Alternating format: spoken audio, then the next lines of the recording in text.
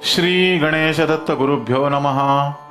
स्थावरं जंगमं व्याप्तं यत्किंचित् सच्चराचरं तत्पदं दर्शितं येन तस्मै श्री गुरुवे नमः। परमपूज्य सद्गुरू श्री रामकृष्ण क्षीरसागर स्वामींना वंदन करून संघटित सत्संग मंडळांच्या या गुरुकार्यातील मोहिमेमधल्या 1276व्या भागाचं मी पठण करीत आहे। आज अश्विन शुद्ध नवमी सोमवार दिनांक 23 ऑक्टोबर 2023। उपदेशामृत संग्रह भाग 4 या ग्रंथातील परमपूज्य सद्गुरू श्री रामकृष्ण क्षीरसागर स्वामींच्या अमृतवाणीतील काही अमृत कणांचे पठण सुरू आहे। भक्तांच्या प्रश्नांचा खुलासा करताना परमपूज्य सद्गुरू आपल्या प्रासादिक वाणीतून आशीर्वाद देत आहेत। प्रश्न आहे, सामान्य भक्त उच्च पदाला जाऊ शकतो का? परमपूज्य महाराजांनी खुलासा केला की देवांनी जेव्हा तुम्हाला मनुष्य रूपात जन्म देऊन पाठवले आहे त्याच वेळेला ही सुवर्ण संधी तुम्हाला प्राप्त करून दिलेली आहे। याचा तुम्ही योग्य फायदा घेतला पाहिजे। आज तुम्हाला जे असामान्य लोक दिसत आहेत ते अगोदर तुमचे आमच्यासारखे सामान्यच होते।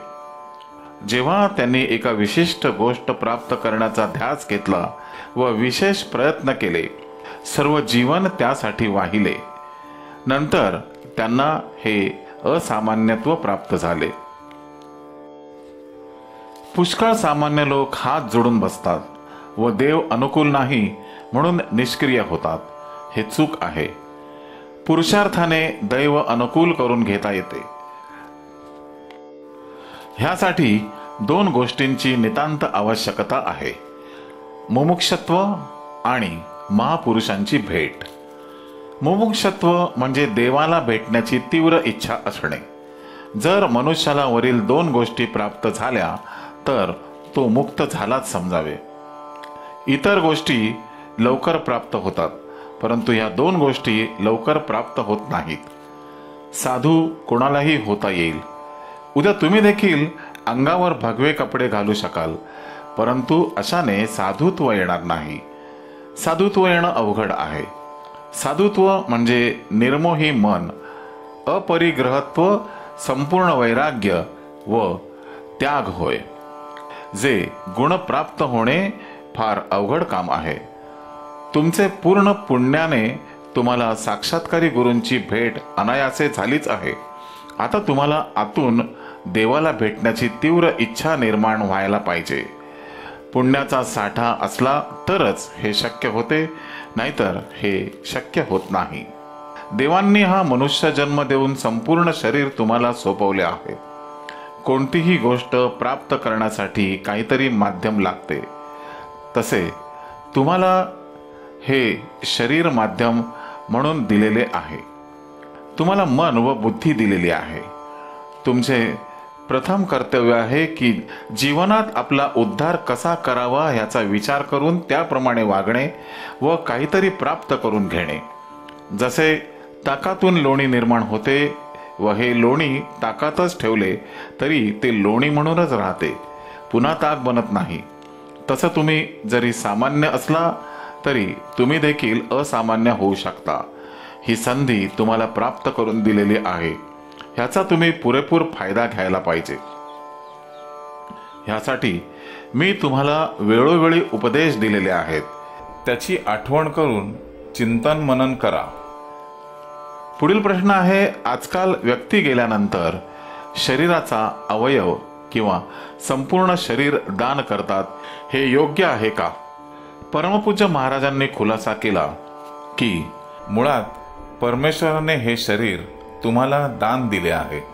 ते इतरांना दान देण्याचा तुम्हाला अधिकार नाही।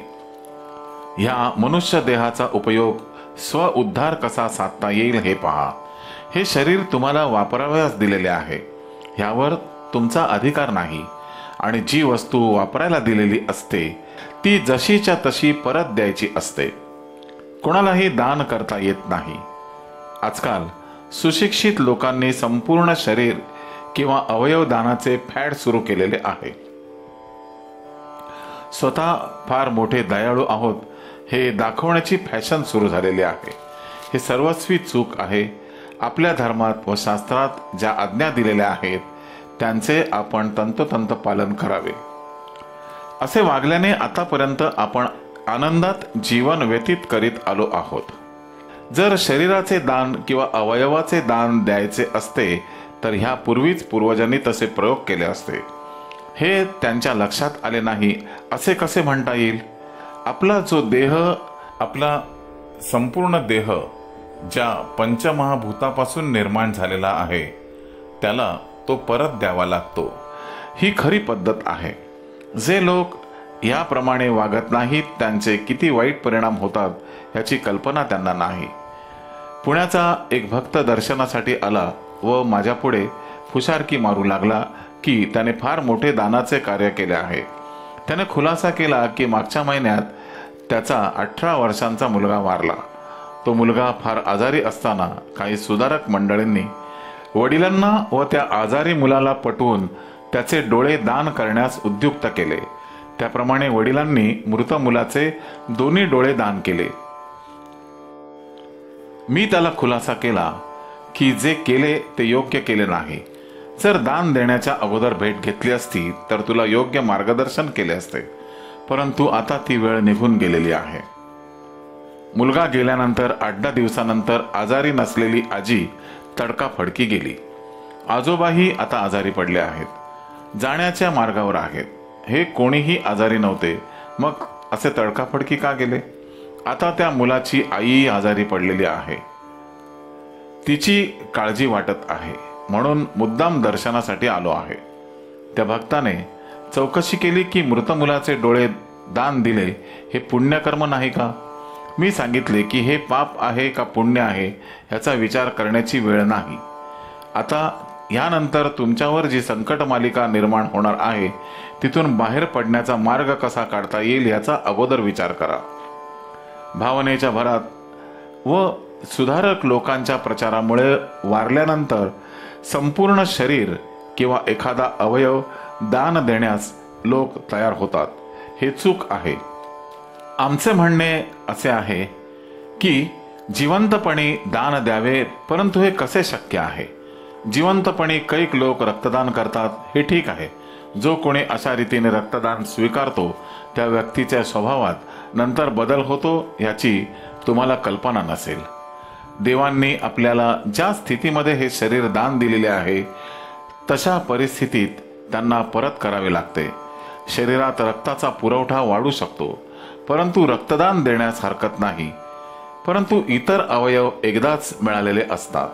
जो जन्माला येतो तो स्वतःच्या पापपुण्याच्या कर्मानुसार येतो. तुम्ही त्याला किती सहाय्य करू शकणार? अंध माणसाला 1 किंवा 2 डोळे देऊन किती मदत करू शकणार? सरकारी आज्ञेनुसार व सरकारी टाकसाळीत निर्माण होणाऱ्या नाण्यालाच आपण खरे नाणे म्हणतो. इतर ठिकाणी तयार होणाऱ्या गोष्टीला आपण वस्तू म्हणतो. तसे धर्म व शास्त्र आज्ञेनुसार आपण वागले पाहिजे. या नियमांच्या बाहेर जाऊ नये. श्री गुरुदेव दत्त. गुरुबंधू आणि भगिनीनो, या पुढील अमृत कणांसाठी पुन्हा भेटूया उद्या सकाळी 6 वाजता. श्री गुरुदेव दत्त.